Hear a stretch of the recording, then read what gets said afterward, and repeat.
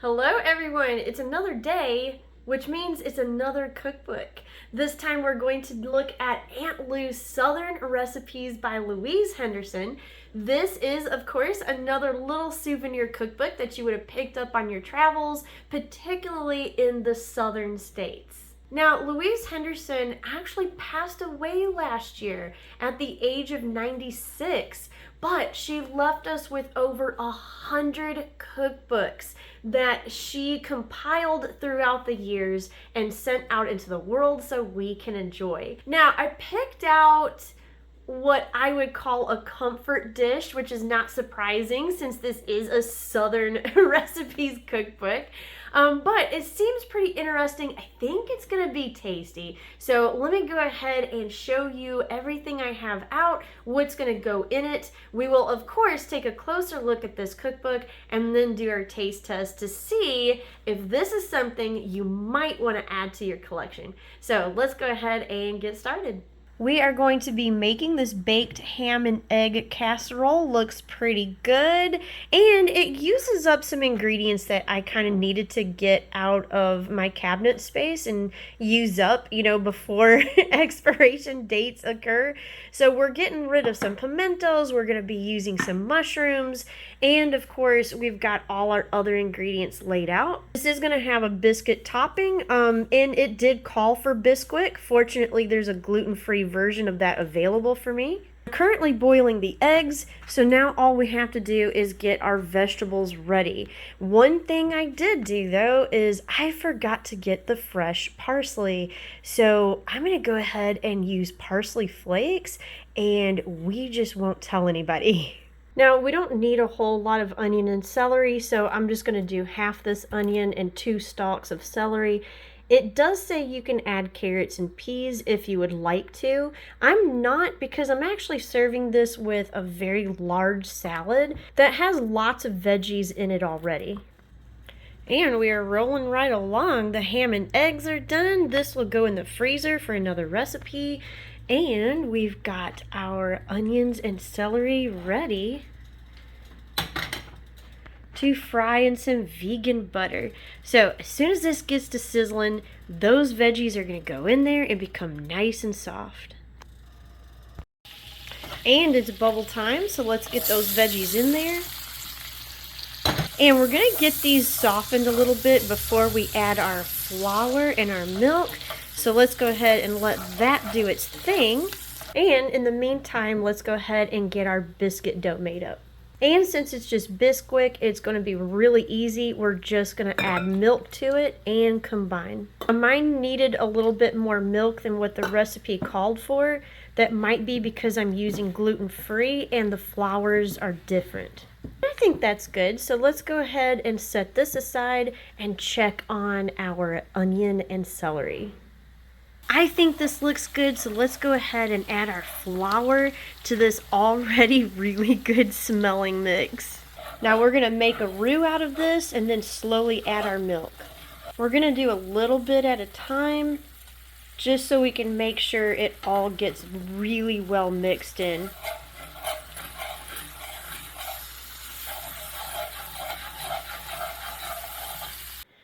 Ooh, and look at this beautiful roux we have. All we need to do now is give ourselves some salt.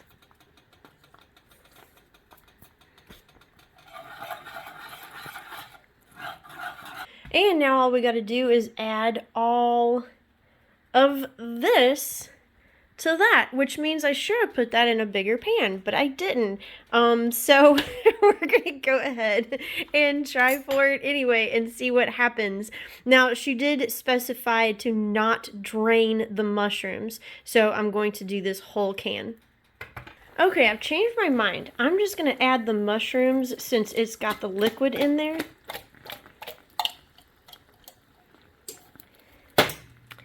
And I'm going to mix this really well, and then I'm going to add the rest of it while it's in the actual casserole dish, because as soon as we get it mixed up, we're just popping it in the oven. I don't think it's going to make that much of a difference. And over to the overhead, just going to go ahead and add my ham. and all the rest of the ingredients and just mix this together in here. And while I do that, I'm going to tell you something that happened to me that's really exciting. Now, every year that they've had it while my channel has been going, I have tried to film the library book sale here in Greenville. But something really, really exciting happened to me the other day. I finally found out how you can volunteer to help organize and sort all the books and put them on the shelves. So that's actually what I've been doing for the last several days. I also got my poor mother roped into it. She's been having a lot of fun too. And for volunteering, you actually get first dibs on 2 of the books per day you volunteer. So I can go ahead and set those 2 aside, and then I'll get to purchase them before they actually open. Which means I've been getting some first looks at the cookbooks and some of the other exciting books that's come through there. I've already set some aside. Now, I can't show them to you yet because it's not open yet, so I can't take them home with me. But I've already found some great ones, and we're not even done yet. There's still thousands and thousands of other books that we still have to go through. Now, don't worry, I'm still going to actually film the day of the sale and go, because, I'm not the only volunteer there. I don't get to open every single box, so, there might have been something I missed. And plus, it's just really exciting to go and be part of the whole fun. Okay, now we're going to take our biscuit mix, and she said just to take some spoonfuls and drop them around the edge. But it's been really fun working there. I've met some, really nice people, other bookworms such as myself, so that's always nice. But it's also been really hard work. But me and Mom come home exhausted at the end of our volunteer time, but it's totally worth it. And I really hope to get to do it again next year, again, because I'll get first dibs on, the books that I see there, but also because I just really enjoy it. And it's also really fun to see how excited other people get about books. I just realized something. You guys knew I was going to forget that parsley, didn't you? I got so excited talking about the books and the book sale that, this completely slipped my mind until I saw it sitting over there in its lonely little corner. So we're going to, I think, maybe sprinkle some just on the very top, and just pretend that that's how it was supposed to go all along.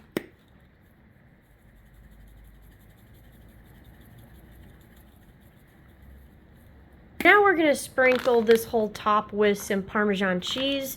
Mine is dairy-free, but this Trader Joe's dairy-free is really, really tasty. And that's it. We have a very nice comfort dish country casserole.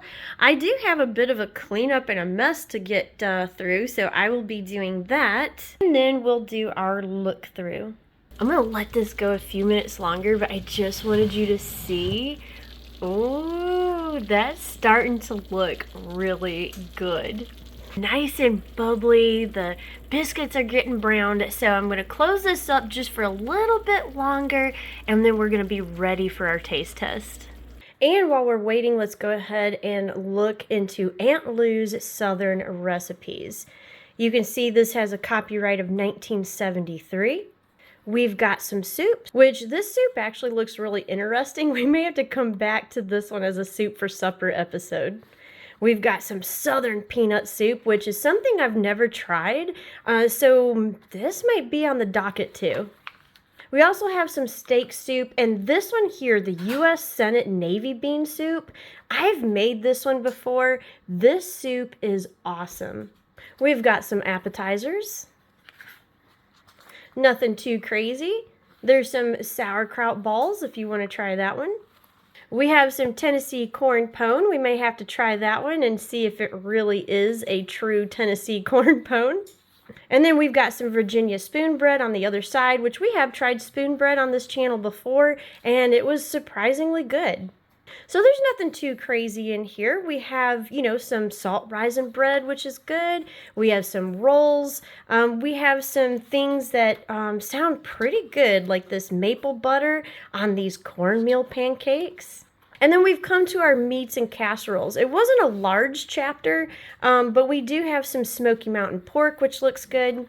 We have some pretty standard fare, I would say, until we get to baked raccoon. We've got some seafood like oysters. So I would say we have a pretty nice collection of little, main entrees you could try. The vegetables I felt were pretty standard.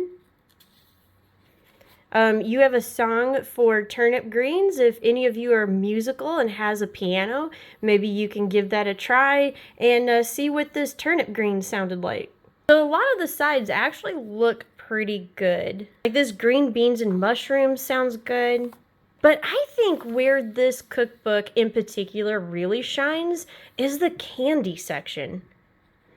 We have this Cumberland Mountain peanut candy. We've got old-fashioned fudge. We've got Southern peanut crunch, cream cheese mints, pralines, divinity, molasses taffy, hard candy, peanut brittle, and candy clusters. All of that sounds really good. And this may be something we come back to for a Monday video. Make us some candy and see how this tastes. And then you have a pretty standard collection of cookies, pies, and cakes. So overall, I would say this is a pretty cute one. I enjoyed this one better than I did last week's. I think it had a little bit more of a good variety of things that you would be interested in trying and would be pretty tasty. So I would give this one a thumbs up if you want to add this to your little souvenir cookbook collection, because this one, I think if you find it on eBay for a few dollars, this one would be worth picking up. So let's go ahead and check our casserole. I think it's finally done and we can do our taste test. So it looks great. It's nice and done. It's after 5, so Mitch is going to be coming out of his office soon. We can plate up and try this dinner finally. Okay, we kind of look like a dark, stormy sky. We're matching outside. I know. Right yeah, now. We are matching outside. Our shirts match what's going on in the weather out there because the rain is crazy. But that means that a really good, hot, comforting meal is going to be extra wanted. So let's go ahead and dig in. We know what salad tastes like, so we're just going to go straight in for the casserole. It smells good. Looks good. It's 2 out of 3 down. Yeah.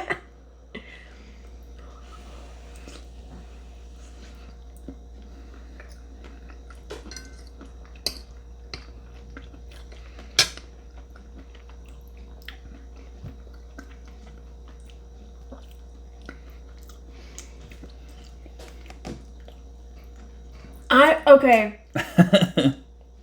And I'm not just saying this because it's basically a dark and stormy night. This is perfect in every way. I really like it. It's kind of reminds me of like a homemade like chicken pot pie. Yeah. But like, it's like creamier than normal. Like, I don't know that I've ever had a chicken pot pie like with the gravy and stuff quite as good as this. Mm-hmm. You think it's going to be plain.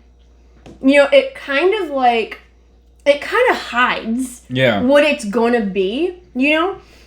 It kind of hides, it kind of looks plain, and then all of a sudden you eat it, and then every single flavor you added to it just works so good together. This is real. Okay. Aunt Lou, she got this one right. Yeah. This one is awesome. You know what? I'm going to say this actually might be one of the best tasting, like, comfort casseroles that we've ever done. Like, we've done some turkey and rice ones and stuff like that, you know. I think this one has trumped every like casserole of that category that we've had on the channel yet. Because this is just working. I mean, this is working on your plate. So if you serve this for dinner, no one's going to be mad at you. I mean, they're going to like be so thankful.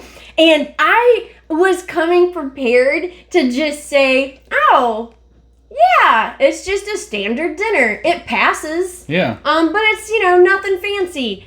This is just, it's just so good. Like, I still can't get past, like, the creaminess of it. Yes. Like, it's just like, I feel like whatever you did to make this gravy, we need to do to every gravy we ever make to anything from now on. You know what I mean? Like, I don't know. I mean, the other flavors add a lot to it, and it all kind of melds together, and it's got, like, more umami, I think, probably. But, like, I would eat just, like, biscuits and gravy like this. Oh, my gosh, yes. I mean, this is Southern on a plate. Yeah. So, wow. Okay. Yeah. So hopefully you have dinner for tonight. If you have these ingredients on hand and you want to just put something on the table that is just going to just warm the heart and the soul and the stomach. So hope you try this because wow, is it surprisingly good. You know what? Just because of this recipe, I'm going to give Aunt Lou's Southern Recipes Cookbook a definite pickup if you get it on eBay. You can usually find this for around a few dollars, and it's totally worth that. I think if the other recipes are just as good, yeah, I'm going to be returning to this one for some other dinners and some candies and things like that. So really glad I picked this one up. Now, for next week, we're still on Louise Henderson because remember I bought these in a bundle on eBay. So this one came along with the bundle, and this is recipes for Rovers. And I'm really torn on this one. So not really sure what we're going to say about it or what the verdict is going to be next week because it wasn't exactly what I expected that it was going to be. So it kind of surprised me, and I'm not sure if the surprise actually works. So we'll find out when we eat the food. But yeah, we'll go into the reasons why. And that kind of thing. Still a cute cookbook, but is it useful? Yeah. So hope you try this one though, because it's phenomenal. And thanks for watching this episode. We will find something. Don't know if we're going to go on a road trip or not to test it out, but we might. Who knows? Roving. So we will see you next week. Thanks for watching this time. Bye. And if you like historical cooking and unusual cookbooks, here's 2 more videos you might enjoy. And make sure to like and subscribe for more foodie adventures.